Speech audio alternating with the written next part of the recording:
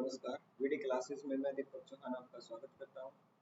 देखिएगा, हम लोग अपनी जो सीरीज है उसको आगे बढ़ाते हुए हमने यहाँ पे हरियाणा सीईटी स्पेशल के लिए कुछ सीरीज स्टार्ट की है, जिसमें हम हरियाणा से रिलेटेड जितने भी अपने इम्पोर्टेंट क्वेश्चंस हैं उन सभी को सोल्व करेंगे।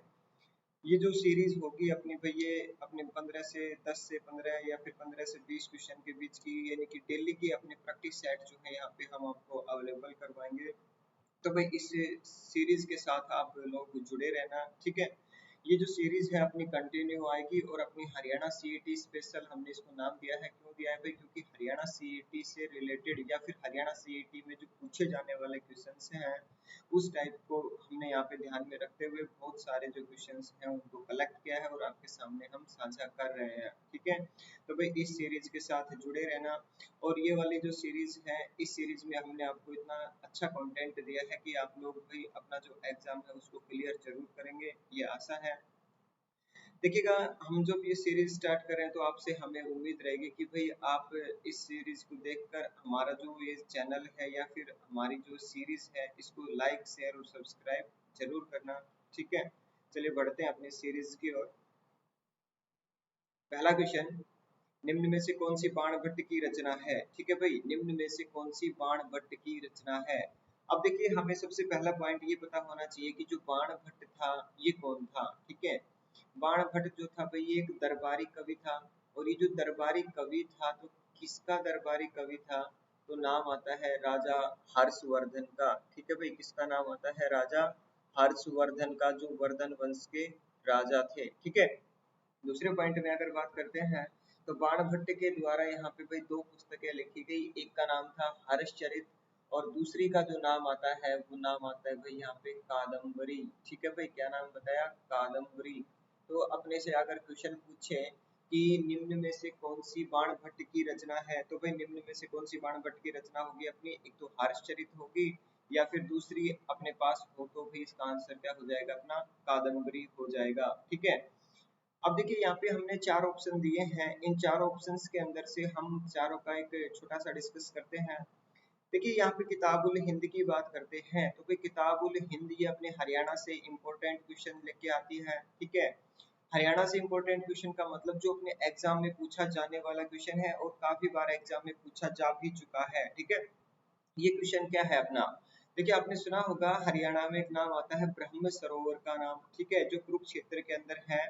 वो एशिया का सबसे बड़ा मानव निर्मित तालाब जो है उसके अंदर काउंट होता है। क्वेश्चन अपना इस तरीके से बनेगा कि एशिया का सबसे बड़ा मानव निर्मित तालाब जो है वो कौन सा है? तो आंसर हो जाएगा ब्रह्म सरोवर। और ब्रह्म सरोवर का जो वर्णन मिलता है वो कौन सी पुस्तक में मिलता है? तो उसका आंसर हो जाएगा भाई किताब उल हिंद, ठीक है। किताबुल हिंद या फिर इसको तहकीकात ए हिंद के नाम से भी जाना जाता है, ठीक है भाई। या फिर हमने क्या बताया? तहकीकात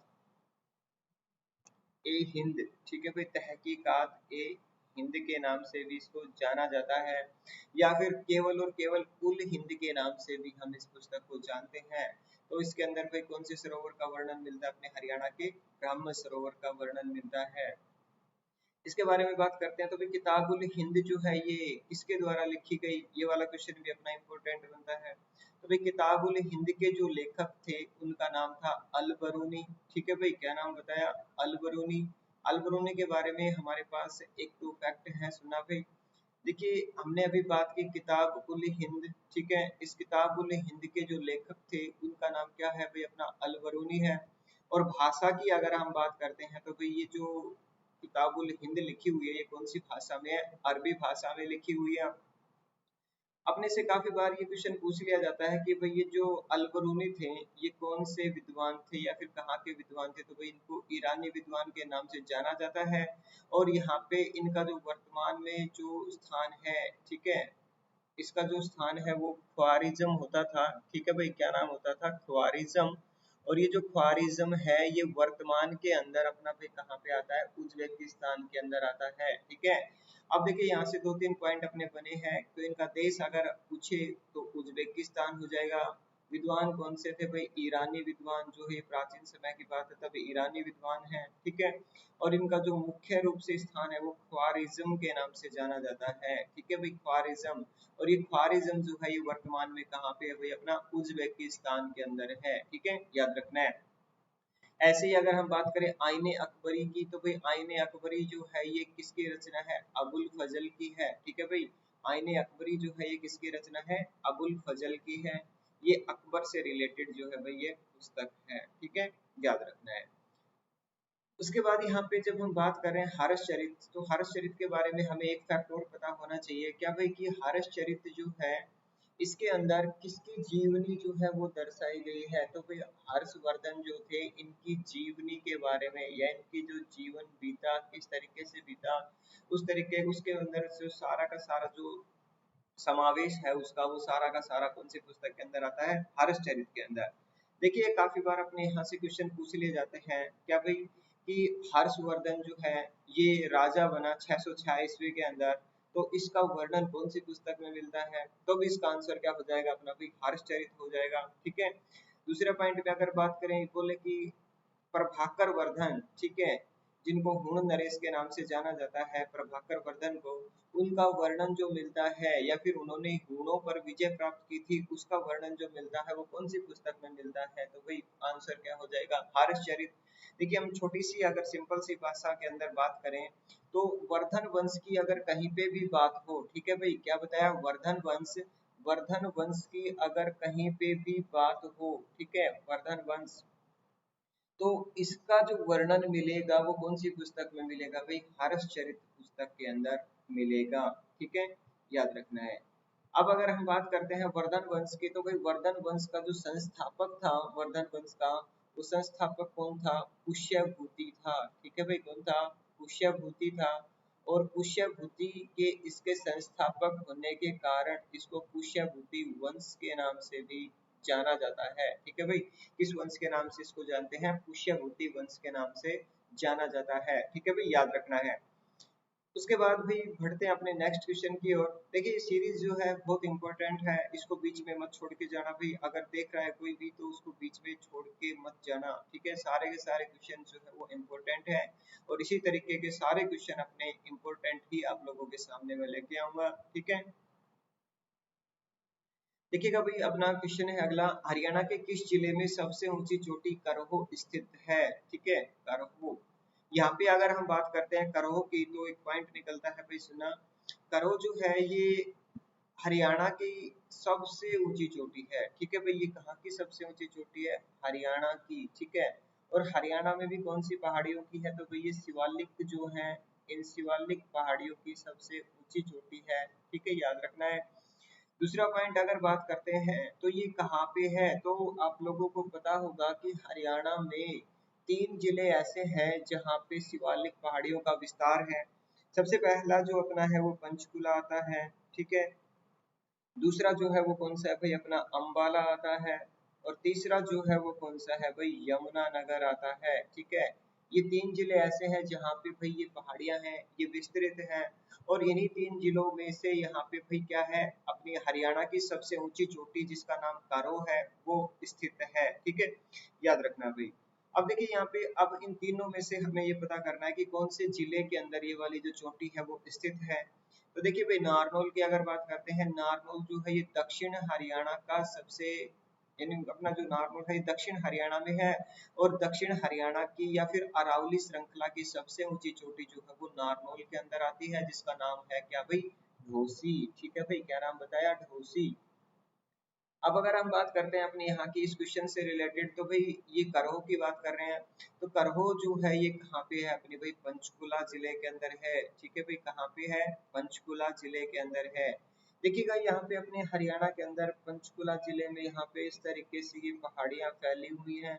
ठीक है, इस तरीके से, और इन पहाड़ियों में ये वाली जो सबसे ऊंची चोटी है, इस चोटी का जो नाम है वो क्या है? करहो है।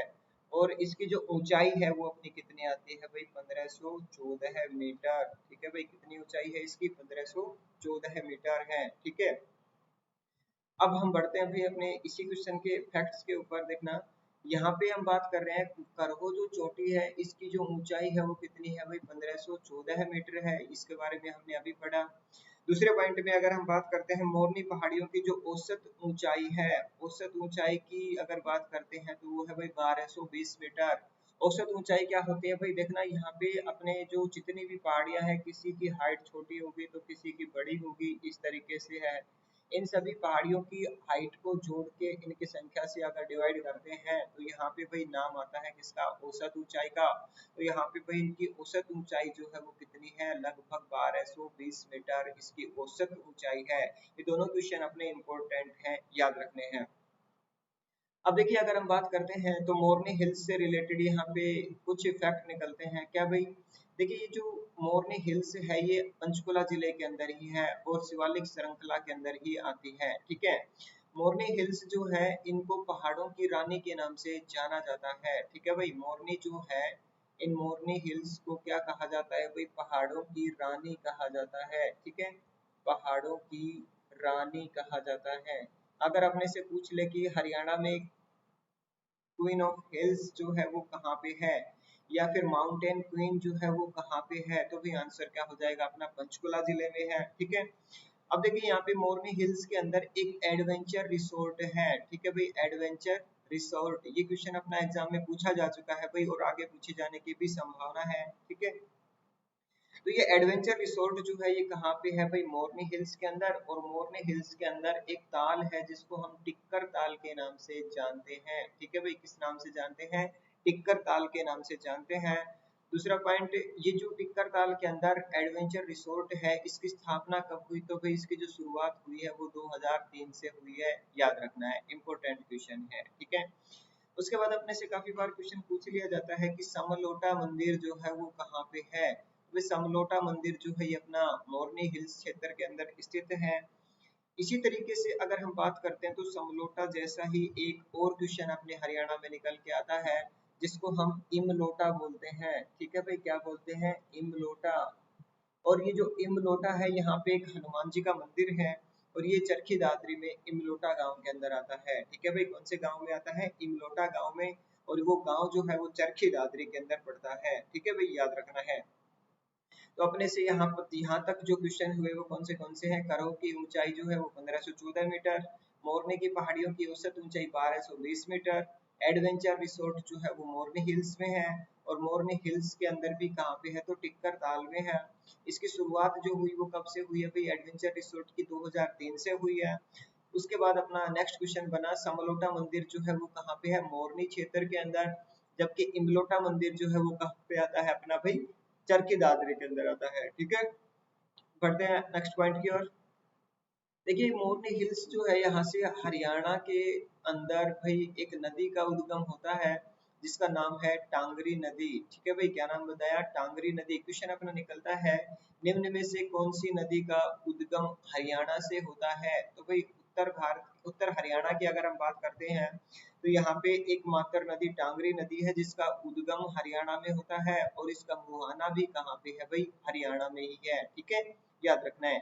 ये जो टांगरी नदी है ये पंचकुला जिले से निकलती है और अंबाला जिले के अंदर यहाँ पे भाई इस तरीके से आती है। और अंबाला जिले के अंदर ये कौन सी नदी में मिल जाती है, मारकंडा नदी के अंदर मिल जाती है, ठीक है। बढ़ते हैं नेक्स्ट क्वेश्चन की ओर।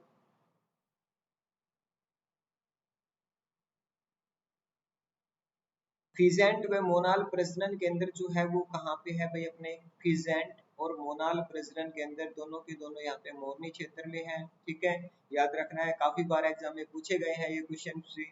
उसके बाद यहाँ पे भाई चिड़िया प्रजनन केंद्र की बात करते हैं तो भाई चिड़िया प्रजनन केंद्र जो है ये बनाया जा रहा है वो कहाँ पे बनाया जा रहा है भाई, अपना मोरनी हिल्स के अंदर ही बनाया जा रहा है, ठीक है, प्रस्तावित है ये, ठीक है। उसके बाद जब हम बात करते हैं तो एक नाम आता है कमोद तीर्थ, ठीक है भाई, क्या नाम बताया, कमोद तीर्थ जो है ये कहाँ पे है अपना, पंचकुला जिले के अंदर। लेकिन इसी क्वेश्चन को अगर हम थोड़ा सा इस तरीके से कर दें भाई, कामोद तीर्थ, ठीक है भाई, क्या नाम बताया, कामोद तीर्थ जो है वो कहाँ पे है, तो भाई कामोद तीर्थ जो होगा वो अपना कुरुक्षेत्र के अंदर होगा। जबकि अगर हम बात करते हैं अपना कि कमोद तीर्थ जो है वो कहाँ पे है, तो भाई कमोद तीर्थ जो है ये पंचकुला जिले के अंदर है। उसके साथ ही अगर हम बात करते हैं खोलही रैतान वन्य जीव अभ्यारण्य जो है वो कहाँ पे है भाई, खोलही रैतान वन्य जीव अभ्यारण्य मोरनी क्षेत्र में स्थित है, ठीक है। खोलही रैतान जो है वो कहाँ पे है भाई, वन्य जीव अभ्यारण्य मोरनी क्षेत्र में स्थित है। देखिएगा ये सारे के सारे कंटेंट आप लोगों के लिए बहुत इंपॉर्टेंट है और अपने आगे आने वाली सभी परीक्षाओं में ये सारा का सारा कंटेंट जो है ये बहुत मायने रखता है, ठीक है। तो भाई अपनी क्लासेस को डेली अपनी जो है भाई सुचारू रूप से अपना भाई इसमें रूटीन में लेके आनी है और सारी क्लासें डेली बेसिस पे आप लोगों को तैयार करनी है। देखिए हम यहाँ पे लगभग 2000 के अक्रॉस क्वेश्चन जो है वो करने वाले हैं इस सीरीज के अंदर। तो भाई सारे के सारे क्वेश्चंस आप लोगों के लिए बहुत इंपॉर्टेंट हैं। तो भाई इन सभी को ध्यान रखना है और इनको पढ़ना है अच्छे से और अपनी तैयारी जो है वो चालू रखनी है, ठीक है भाई। बढ़ते हैं नेक्स्ट क्वेश्चन की ओर। देखिएगा अपने पास अगला क्वेश्चन है, नागफनी और रसदार वृक्षों की विरल व संकटग्रस्त प्रजातियों को समर्पित एशिया का सबसे बड़ा बगीचा या फिर गार्डन हरियाणा में स्थित है, कहाँ पर है, ठीक है। देखिए नागफनी और रसदार वृक्षों की अगर हम बात करते हैं तो ये दोनों जो है ये विरल है, मतलब बहुत कम पाए जाते हैं और ये जो प्रजातियां हैं वो संकटग्रस्त प्रजातियां हैं, ठीक है भाई। कैसी प्रजातियां हैं ये? संकटग्रस्त प्रजातियां हैं, मतलब इनको खतरा है। और इनको समर्पित एशिया का सबसे बड़ा जो बगीचा है वो बगीचा कहाँ पे है भाई अपना, ये हमें यहाँ पे देखना है, ठीक है। देखिए अपने पास इस क्वेश्चन के ऑप्शंस जो है वो आते हैं यहाँ से भाई। पहला ऑप्शन अपना कुरुक्षेत्र है, ठीक है। दूसरे ऑप्शन की अगर हम बात करते हैं तो यमुनानगर है। तीसरा जो है वो कौन सा है भाई? पंचकुला है। और चौथा जो है भाई अपना कौन सा है? महेंद्रगढ़ है, ठीक है। ये अपने पास ऑप्शंस है। अब देखिए यहाँ पे जब हम बात करते हैं इस क्वेश्चन के आंसर की, तो इस क्वेश्चन का आंसर कौन सा है? देखिए कहीं भी नागफनी की बात हो, कैक्टस की बात हो, तो फिर इसका जो आंसर है अपने हरियाणा में सीधा सीधा कहाँ पे चला जाएगा भाई? पंचकुला जिले के अंदर चला जाएगा। दूसरे पॉइंट में अगर हम बात करते हैं तो एक पॉइंट और निकलता है यहाँ से, उसके बारे में हम जो है भाई डिस्कस करते हैं। देखिएगा ये जो है अपना कैक्टस गार्डन या फिर नागफनी वाला जो गार्डन है ये कहाँ पे है भाई? अपना पंचकुला जिले के अंदर है, ठीक है। इनके जो डिजाइन करता है, ठीक है भाई, क्या बताया? डिजाइन करता है वास्तुकार जो है वो कौन है? JS सहकारिया है। इंपॉर्टेंट क्वेश्चन है भाई ये, ठीक है। इसको अपना इंपॉर्टेंट मान के चलना। JS सहकारिया जो है वो डिजाइन करता है किसके भाई? कैक्टस गार्डन के। और यह जो गार्डन है ये कब स्थापित किया गया? तो भाई 1987 के अंदर स्थापित किया गया। कहाँ पे भाई? पंचकुला जिले के अंदर। दूसरे पॉइंट में अगर हम बात करते हैं, ये जो कैक्टस गार्डन है ये कितने क्षेत्र में फैला हुआ है? तो भाई इसके लिए क्षेत्र की अगर हम बात करते हैं तो ये 7 एकड़ जगह में फैला हुआ है। और इसमें कैक्टस की जो है भाई वो 3500 टाइप की प्रजातियां जो है वो पाई जाती है, ठीक है भाई। 3500 टाइप की जो कैक्टस की प्रजातियां हैं वो इसके अंदर पाई जाती हैं, याद रखना है। इंपॉर्टेंट क्वेश्चन है। बढ़ते हैं नेक्स्ट क्वेश्चन की ओर। हरियाणा में ओटू बांध कहाँ पर स्थित है? ठीक है भाई, ओटू बांध जो है ये कहाँ पर स्थित है? सबसे पहले पॉइंट हम ओटू बांध के बारे में बात करते हैं। हरियाणा में अगर बोले ओटू बांध या फिर अवटू बांध, ठीक है भाई, कौन सा बताया? अवटू बांध या फिर वीयराज बांध, ठीक है भाई, कौन सा बांध बताया? वीयराज बांध, ठीक है। ये सारे के सारे जो बांध हैं मतलब एक के ही नाम है और वो जो नाम है वो किसका है? ओटू बांध का है, ठीक है।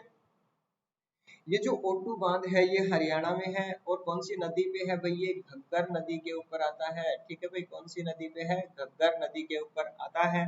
और घग्गर नदी में ये ओटू बांध जो है वो कहाँ पे है भाई? अपना सिरसा के अंदर है, ठीक है भाई। कहाँ पे है ये? सिरसा में है। अब यहाँ पे एक फैक्ट निकल के आता है कि जो ओटू बांध है ये हरियाणा में, ठीक है भाई, हरियाणा में सिरसा नदी पर, सॉरी ये जो घग्गर नदी है इस घग्गर नदी पर आखिरी बांध है, ठीक है भाई, याद रखना है। ये जो बांध है वो कौन सा? अंतिम बांध है हरियाणा के अंदर। कौन सी नदी का? घग्गर नदी का अंतिम बांध है, ठीक है, याद रखना है। अब देखिए हम यहाँ से कुछ फैक्ट जो है वो पढ़ते हैं। देखिएगा घग्गर नदी के बारे में हम यहाँ पे बात कर रहे हैं। घग्गर नदी जो है इसके लिए फैक्ट निकलता है क्या भाई? कि घग्गर नदी जो है ये अपने हरियाणा में कहाँ से प्रवेश करती है? तो भाई पंचकुला से प्रवेश करती है। कालका के पास से ये हरियाणा में प्रवेश करती है, ठीक है भाई। घग्गर की अगर हम बात कर रहे हैं तो घग्गर जो नदी है ये कहाँ से अपने हरियाणा में प्रवेश करती है? तो भाई पंचकुला जिले से। और पंचकुला जिले में भी कहाँ से करती है? तो भाई कालका के पास से ये हरियाणा में प्रवेश करती है, ठीक है, याद रखना है। अब अगर हम बात करते हैं कालका के पास से ये हरियाणा में प्रवेश करती है, हमने क्यों पढ़ा? तो भाई इसलिए पढ़ा क्योंकि ये वाला क्वेश्चन अपना एग्जाम में पूछा जा चुका है और ये क्वेश्चन इस तरीके का है भाई, सदाबहार क्वेश्चन है, कभी भी एग्जाम में ये पूछा जा सकता है। ठीक है, अब देखिए यहाँ पे अगर हम बात कर रहे थे इस क्वेश्चन की, तो ये आउटू बांध या ओटू बांध जो है ये कहाँ पे है भाई? अपना सिरसा के अंदर है। हमने अभी बताया कि ये जो है घग्गर नदी पर है और घग्गर नदी को हकरा नदी के नाम से भी जाना जाता है। ठीक है भाई, घग्गर नदी का जो दूसरा नाम है वो क्या है? अपना हकरा नदी है। ठीक है, याद रखना है। उसके बाद अगर हम बात करते हैं ओटू बांध को हरियाणा में वीराज बांध के नाम से जाना जाता है। ठीक है भाई, अभी हमने इसके बारे में पढ़ा था। जो ओटू बांध है, इसी बांध को हरियाणा में किस नाम से जानते हैं भाई? वीराज बांध के नाम से जाना जाता है। और ये जो बांध है ये कब बनी थी भाई? तो 1896-97 के अंदर ये जो है स्थापित हुई है। ठीक है, याद रखना है। उसके बाद जब हम बात करते हैं अपने अगले पॉइंट पे चलते हैं भाई, देखिए अंबाला के टोपरा स्तंभ पर द्वितीयक रूप से किस शासक के शिलालेखों का वर्णन है? ठीक है भाई, अंबाला में एक स्तंभ है जिसका नाम है टोपरा स्तंभ। ठीक है, ये टोपरा स्तंभ वही है जो फिरोज शाह तुगलक के द्वारा वहां से उखड़वा के इसको दिल्ली में स्थानांतरित करवा दिया गया था। ठीक है भाई, कहाँ पे? दिल्ली में स्थानांतरित करवा दिया गया था। लेकिन अभी भी यहाँ पे टोपरा गांव के अंदर यहाँ पे भाई क्या है? एक स्तंभ जो है इस स्तंभ की एक कॉपी जो है वो वहां पे स्थापित की गई है। ठीक है, अब देखिए यहाँ पे अगर हम बात करते हैं टोपरा स्तंभ की, तो टोपरा स्तंभ जो है ये कहाँ पे है भाई? अपना अम्बाला में। ठीक है, क्या बताया? अम्बाला में। दूसरे पॉइंट की अगर बात करते हैं तो ये अम्बाला जो है इस तरीके से इसका नाम जो है भाई ये लिया गया है। लेकिन यहाँ पे अम्बाला ना होके वर्तमान की अगर हम बात करते हैं, देखिए मैंने इस क्वेश्चन के अंदर इसका नाम अम्बाला इसलिए डाला है कि भाई यहाँ पे इस क्वेश्चन में कोई डाउट ना रहे। देखिए काफी जगह इसका नाम अम्बाला मिल जाता है और काफी जगह इसका नाम जो है वो क्या मिलता है भाई? अपना यमुना नगर मिलता है। ठीक है भाई, क्या नाम मिलता है? यमुना नगर मिलता है। तो इस चीज के कंफ्यूजन से बचने के लिए मैंने ये दोनों के दोनों पॉइंट जो है वो यहाँ पे डाले हैं। अम्बाला के अंदर ये पहले होता था। ठीक है भाई, पहले होता था, लेकिन जब से यमुनानगर अपना अस्तित्व में आया है उसके बाद से ये जो स्तंभ है ये यमुनानगर जिले के अंदर चला गया है। और अब अगर बात करते हैं तो ये टोकरा जो गांव है ये यमुनानगर जिले में है। पहले कहाँ पे होता था भाई? अम्बाला जिले के अंदर होता था। ठीक है, यहाँ पे एक स्तंभ है जिसका नाम है टोकरा स्तंभ। यहाँ पे क्वेश्चन को थोड़ा घुमा के दिया गया है कि भाई द्वितीयक रूप से, देखिए सीधा सीधा पूछता तो हम इस पे बता देते कि सम्राट अशोक जो है इससे संबंधित है, लेकिन यहाँ पे भाई नाम दिया है द्वितीयक रूप से। तो द्वितीयक रूप से भाई शासक के जो शिलालेखों का वर्णन है वो कौन सा है? तो देखिए यहाँ पे अगर सीधा सीधा आंसर पूछता तो सम्राट अशोक हो जाता। ठीक है, पृथ्वीराज चौहान से रिलेटेड यहाँ पे इससे कोई भी फैक्ट नहीं बनता है। उसके बाद नाम बचता है किसका? विग्रहराज चतुर्थ का। ठीक है भाई, किसका नाम बताया? विग्रहराज चतुर्थ जो है इनका नाम आता है।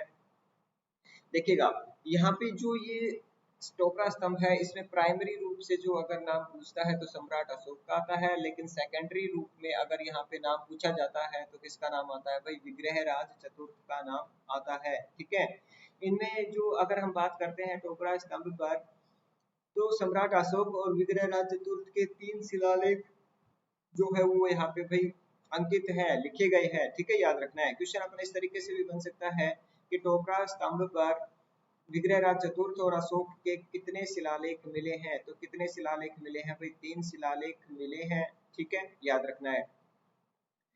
अब देखिए यहाँ से हमने अभी थोड़ी देर पहले डिस्कस किया कि टोपरा गांव जो है पहले यह गांव अंबाला में था, लेकिन अब यह जो गांव है वो कहाँ पे आता है भाई? अपना यमुनानगर जिले में आता है। ठीक है भाई, कहाँ पे आता है ये? यमुनानगर जिले के अंदर आता है, याद रखना है। देखिए सारे के सारे क्वेश्चन जो है वो बहुत इंपॉर्टेंट और सिलेक्टेड क्वेश्चन है। बहुत मेहनत से छांट छांट के इसके अंदर डाटा जो है वो कलेक्ट करते हैं।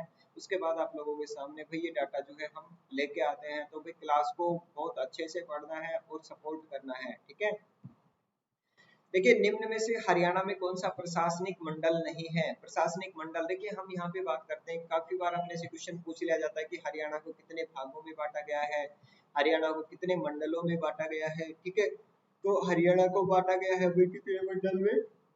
6 मंडल के अंदर। ठीक है भाई, कितने मंडलों में बांटा गया है? 6 मंडलों के अंदर बांटा गया है।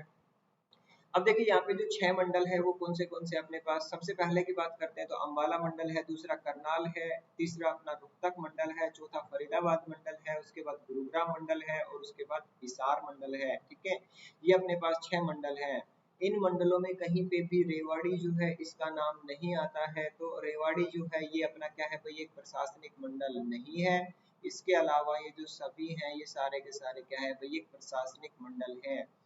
इसके अंदर अगर हम बात करते हैं फरीदाबाद और करनाल, तो भाई फरीदाबाद और करनाल जो है ये अभी रिसेंटली बनाए गए थे भाई 2017 के अंदर, 21 फरवरी को। ठीक है भाई, कब बनाए गए हैं ये, 21 फरवरी 2017 को दो नए मंडल बनाए गए हैं। उन दो मंडलों की अगर बात करते हैं तो नाम है फरीदाबाद और दूसरा कौन सा है, करनाल है। ठीक है, याद रखना है। इस क्वेश्चन से रिलेटेड हमें थोड़े से फैक्ट और सीखने हैं। क्या है भाई, सुना, देखिए हमने अभी जो डिस्कस किया वो हमने किया कि इसका जो आंसर होगा कि कौन सा मंडल नहीं है तो अपना रेवाड़ी हो जाएगा। लेकिन अगर हम बात करते हैं कि भाई वर्तमान में हरियाणा में 6 प्रशासनिक मंडल हैं, ये हमने अभी डिस्कस किया। ठीक है भाई, कितने प्रशासनिक मंडल हैं हरियाणा में, 6 हैं।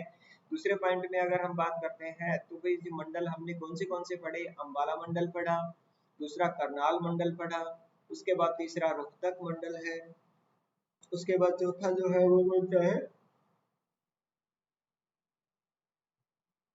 फरीदाबाद मंडल है। ठीक है भाई, कौन सा है, फरीदाबाद मंडल है। और उसके बाद जो नेक्स्ट है वो कौन सा है, गुरुग्राम मंडल है। और उसके बाद जो आता है वो कौन सा है, हिसार मंडल। ये इस तरीके से करके अपने पास 6 मंडल आ जाते हैं। ठीक है भाई, याद रखना है। इसके अंदर से भी अपने पास क्वेश्चन बोले कि सबसे ज्यादा जो जिले हैं वो कौन से मंडल में है, तो भाई रोहतक जिले जो है इसके अंदर है। उसके बाद जो है क्षेत्रफल में सबसे बड़े जो यहाँ पे अगर बात करते हैं जिले कौन से मंडल में आते हैं, तो भाई वो हिसार मंडल में आते हैं। ठीक है, याद रखना है। उसके बाद हम बात करते हैं करनाल और फरीदाबाद जो है ये दो नए मंडल बनाए गए, कब भाई, 21 फरवरी 2017 को बनाए गए हैं, याद रखना है। ठीक है, इंपॉर्टेंट पॉइंट है। उसके बाद भाई हम बढ़ते हैं अपने नेक्स्ट क्वेश्चन की ओर।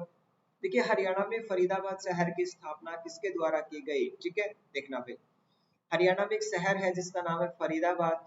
ठीक है भाई, फरीदाबाद जिसको हम क्या बोलते हैं भाई, यहाँ पे ट्रैक्टर नगरी के नाम से भी हम फरीदाबाद को जानते हैं। ठीक है, अब देखिए यहाँ पे जब हम बात करते हैं फरीदाबाद की, तो एक नाम आता है यहाँ पे भाई, शेख फरीद।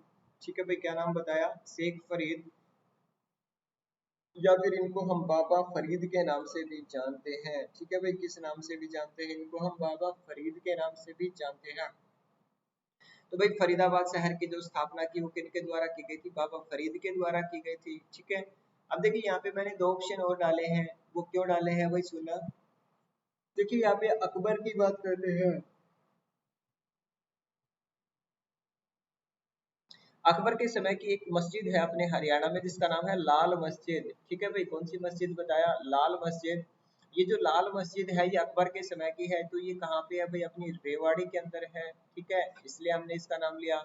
उसके बाद जहांगीर की अगर हम बात करते हैं तो जहांगीर से रिलेटेड फैक्ट निकलता है कि जो बाबा फरीद थे ये यहाँ पे भाई जहांगीर के खजांची थे। ठीक है भाई, क्या थे ये, जहांगीर के खजांची थे। खजांची वर्ड ना समझ में आए तो कोष अधिकारी थे। ठीक है भाई, क्या थे ये, कोष अधिकारी थे। मतलब सारा का सारा इनका जो खजाना था, इसका लेखा जोखा जो रखते थे वो कौन रखते थे भाई, यहाँ पे बाबा फरीद रखते थे। और बाबा फरीद के द्वारा ही यहाँ पे हरियाणा में एक जिले की स्थापना की गई। और यहाँ पे जो जिला है वो कौन सा था, अपना फरीदाबाद है। अब अपने पास एक फैक्ट निकलता है कि शेख फरीद ने यहाँ पे जो है इसकी स्थापना की फरीदाबाद की, वो कब की, तो भाई कब की थी, 1607 के अंदर। ठीक है भाई, कब की थी इसकी स्थापना, 1607 में। ठीक है, और ये कौन थे, जो भाई जहांगीर के क्या थे, ये कोष अधिकारी थे। ठीक है, याद रखना है, इंपॉर्टेंट पॉइंट है। कोष अधिकारी थे तो किसके थे भाई, जहांगीर के थे। और कौन से संत थे, तो भाई ये सूफी संत थे। ठीक है, याद रखना है। चलिए बढ़ते हैं अपने नेक्स्ट क्वेश्चन की ओर। देखिए यहाँ पे अपना नेक्स्ट क्वेश्चन बनता है, भारतीय प्रबंधन संस्थान मतलब IIM, Indian institute of management. ठीक है, इसकी जो स्थापना हुई वो कब हुई है, तो फिर इस क्वेश्चन के लिए हमें चार ऑप्शन है हमारे पास, और चारों के चारों ऑप्शन जो है वो सारे के सारे इंपॉर्टेंट हैं। ठीक है, याद रखना है। देखिए यहाँ से जब हम बात करते हैं पहले ऑप्शन की, तो यहाँ पे 2002 दे रखा है। दूसरे ऑप्शन की बात करते हैं तो 1955 है। तीसरा जो है वो 2009 है और चौथा 2016 है। अब हमारे क्वेश्चन की ओर बढ़ते हैं भाई। हमारा जो IIM है ये कब बना, तो आंसर हो जाएगा अपना भाई क्या 2009 में। ठीक है भाई, कब बना, ये 2009 में बना था। ठीक है, और IIM जो है ये 2009 में बना, तो ये है कहाँ पे भाई, इसका आंसर हो जाएगा अपना रोहतक के अंदर है। ठीक है भाई, कहाँ पे है ये, रोहतक के अंदर है, याद रखना है। उसके बाद अगर हम बात करते हैं, देखिए हमने ऑप्शन जो है वो सारे छांट छांट के डाले हैं। 2002 की बात करते हैं तो आपने नाम सुना होगा 1 नवंबर 2002। ठीक है भाई, 1 नवंबर 2002 ये अपने हरियाणा का एकमात्र दूरदर्शन केंद्र जो होता था, जो अब हिसार से हटा के अपना कहाँ पे कर दिया है भाई, अपना चंडीगढ़ के अंदर कर दिया है। वो दूरदर्शन केंद्र जब शुरुआत में बना था तो उसका उद्घाटन जो हुआ था वो कब हुआ था, 1 नवंबर 2002 को हुआ था। ठीक है, दूसरे पॉइंट में अगर बात करते हैं 1955 हरियाणा में एक है NDRI, national dairy research institute. ठीक है भाई, नेशनल डेयरी रिसर्च इंस्टीट्यूट, इसकी स्थापना जो हुई वो कब हुई है, 1955 में हुई है। ठीक है, उसके बाद अगर हम बात करते हैं यहाँ पे 2016 के अंदर नाम आता है 4/12/2016। ठीक है भाई, क्या नाम बताया, 4/12/2016 और एक 12/4/2016, ये दो नाम आते हैं। ठीक है, इन दोनों नामों के अंदर अगर हम बात करते हैं तो 4/12/2016 को क्या हुआ था, अपने हरियाणा में एक जिला बना था जिसका नाम था चरखी दादरी। ठीक है भाई, कौन सा है, चरखी दादरी है। और 12/4/16 को क्या हुआ था, नुहू और गुड़गांव से हटा के, मतलब जो नुहू है ये नाम रखा गया था और गुड़गांव का जो नाम है वो क्या रखा गया था, गुरुग्राम नाम रखा गया था। ठीक है, याद रखना है। क्वेश्चन अपना इस तरीके से बनता है कि मेवात का नाम बदलकर नुहू कब किया गया, तो 12/4/16 को। गुड़गांव का नाम गुरुग्राम किया गया तो भी 12/4/16 को। और चरखी दादरी जो बना अपना, ये कब बना था भाई, अपना 4/12/2016 को, मतलब 4 दिसंबर 2016 को बना था। ठीक है, याद रखना है। उसके बाद है हरियाणवी भाषा में अमृतवाणी की रचना किसने की। देखिए हरियाणवी भाषा में एक लिखी गई है जिसको हम बोलते हैं यहाँ पे अमृतवाणी। ठीक है, ये अमृतवाणी की रचना जो है ये किसके द्वारा की गई है। ठीक है, याद रखना है। देखिए यहाँ पे हमारे पास ऑप्शन है, सारे के सारे इंपोर्टेंट हैं। ठीक है, पहला ऑप्शन है अपना संत गरीबदास, दूसरा ऑप्शन है राजा राम शास्त्री, उसके बाद तीसरा ऑप्शन है चौरंगी नाथ, उसके बाद चौथा ऑप्शन है पंडित बस्ती राम। ठीक है, ये जो संत गरीबदास है ये इस क्वेश्चन के आंसर है। अब देखिए यहाँ से हम बात कर रहे हैं संत गरीबदास की, तो संत गरीबदास का जो संबंध है वो झज्जर जिले से रहा है। ठीक है भाई, कहाँ से रहा है, झज्जर से। और झज्जर के अंदर इनका एक धाम है जिससे संबंधित है, उसका नाम आता है छुडानी धाम। ठीक है भाई, कौन सा है, छुडानी धाम है। तो क्वेश्चन अपना बोले कि संत गरीबदास का संबंध जो है वो कहाँ से है, तो छुडानी धाम से। और छुडानी धाम कहाँ पे है, झज्जर में है। हरियाणवी भाषा में अमृतवाणी की रचना जो है वो किसने की है, तो संत गरीबदास ने की है। ठीक है, उसके बाद राजा राम शास्त्री की बात करते हैं।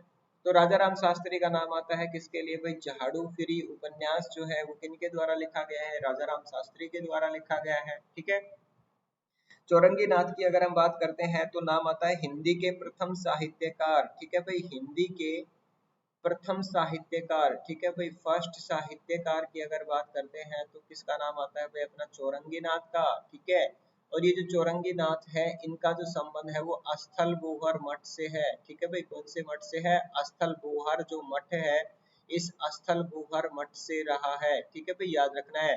दूसरा पॉइंट आपने नाम सुना होगा भक्त पूर्णमल का। ठीक है भाई, क्या नाम बताया, भक्त पूर्णमल। ये भक्त पूर्णमल ही आगे जाके क्या बना था भाई, ये चौरंगीनाथ बना था। ठीक है, और इनका जो संबंध है वो कौन से संप्रदाय से है, नाथ संप्रदाय से है। ठीक है भाई, याद रखना है। उसके बाद पंडित बस्ती राम की अगर हम बात करते हैं तो पंडित बस्ती राम जो है ये एक समाज सुधारक थे। ठीक है भाई, क्या थे, ये एक प्रसिद्ध समाज सुधारक थे। और ये जो पंडित बस्ती राम समाज सुधारक थे इनका जो संबंध है वो कहाँ से रहा है, तो भाई इनका जो संबंध है वो खेड़ी सुल्तान से रहा है। ठीक है भाई, कहाँ से रहा है, खेड़ी सुल्तान से। ठीक है, याद रखना है, खेड़ी सुल्तान, इनसे ये संबंधित स्थान है भाई खेड़ी सुल्तान। ठीक है, याद रखना है। ये चारों के चारों ऑप्शन इंपॉर्टेंट हैं और चारों के चारों क्वेश्चंस भी अपने यहाँ से इंपॉर्टेंट ही निकल के आए हैं। ठीक है भाई, बढ़ते हैं अपने नेक्स्ट क्वेश्चन की ओर।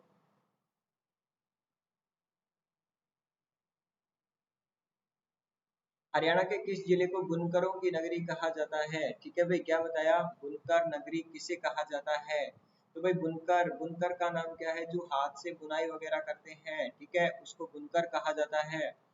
बुनकर जो है यहाँ पे इनकी नगरी है एक अपने हरियाणा में, और उस नगरी को हम किस नाम से जानते हैं? तो ऑप्शन है अपने पास पलवल, दूसरा है अपने पास पानीपत, तीसरा जो है वो सोरी बाजार, और चौथा जो है वो कौन सा है अपने पास? भिवानी है। ठीक है, अब देखिए यहाँ पे बुनकर नगरी की अगर हम बात करते हैं तो बुनकर नगरी के नाम से अपने हरियाणा में पानीपत जिले को जाना जाता है। ठीक है भाई, किस नाम से जानते हैं? पानीपत जिले को बुनकर नगरी के नाम से जाना जाता है, क्योंकि यहाँ पे भाई हथकरघा उद्योग की अगर बात करते हैं तो हथकरघा जो है वो उद्योग ज्यादा है। दूसरा पॉइंट, दरी बनाने का जो है वो कार्य भी यहाँ पे किया जाता है। ठीक है, उसके बाद अगर हम बात करते हैं यहाँ पे कंबल जो है वो कंबल भी बनाए जाते हैं। ठीक है भाई, कंबल जो है वो बनाए जाते हैं। भारतीय सेना की अगर बात करते हैं तो भारतीय सेना से रिलेटेड कंबल जो है वो भी यहीं पे बनाए जाते हैं। ठीक है, ज्यादातर जो कंबल है वो यही बनते हैं भारतीय सेना के। तो इस तरीके से यहाँ पे बुनकर उद्योग ज्यादा होने के कारण इस शहर को क्या बोलते हैं हम भाई? बुनकर नगरी के नाम से जानते हैं। अब देखिए यहाँ पे हमने बात की ऑप्शंस के अकॉर्डिंग, अगर बात करते हैं पलवल की, तो पलवल को हम भाई कॉटन सिटी के नाम से जानते हैं। ठीक है भाई, किस नाम से जानते हैं? कॉटन सिटी के नाम से किसे जाना जाता है? तो अपना आंसर क्या हो जाएगा भाई? पलवल को। ठीक है, पलवल को हम कॉटन सिटी के नाम से जानते हैं। दूसरा पॉइंट भी अपना सोरी बाजार, तो एशिया का सबसे बड़ा थोक बाजार कपड़े का। ठीक है भाई, एशिया में सबसे बड़ा जो थोक बाजार है कपड़े का, वो कपड़ा भी कौन सा? सूती कपड़ा। ठीक है भाई, थोक कपड़ा इसका बाजार है वो एशिया का सबसे बड़ा है, सोरी बाजार। और ये जो सोरी बाजार है ये कहाँ पे अपना भाई? रोहतक के अंदर है। ठीक है भाई, ये सोरी बाजार कहाँ पे है? रोहतक के अंदर है। दूसरा पॉइंट अगर हम बात करते हैं तो भिवानी के अंदर एक नाम आता है टेक्सटाइल मिल। ठीक है भाई, क्या नाम बताया? टेक्सटाइल मिल, सूती कपड़ा से रिलेटेड है। ये टेक्सटाइल मिल जो है ये कहाँ पे है भाई? अपनी भिवानी के अंदर है, याद रखना है। ठीक है, देखिए यहाँ पे हमने अभी बात की पानीपत की। पानीपत के अंदर कितने उद्योग, किस टाइप के उद्योग हैं? हथकरघा उद्योग के लिए फेमस है। ठीक है, यहाँ पे दरी वगैरह, चटाई जो है वो, पर्दे वगैरह जो है, कंबल वगैरह जो है वो आदि बनाए जाते हैं। इसलिए पानीपत को किस नाम से जाना जाता है भाई?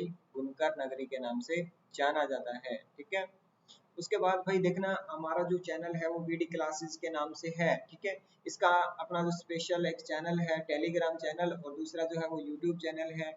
यहाँ पे अगर आप लोगों को हमारी क्लासेस के पीडीएफ नोट्स वगैरह जो है वो अगर यहाँ से प्राप्त करने हैं तो हमारा टेलीग्राम ज्वाइन जो है चैनल जो है उसको ज्वाइन करना।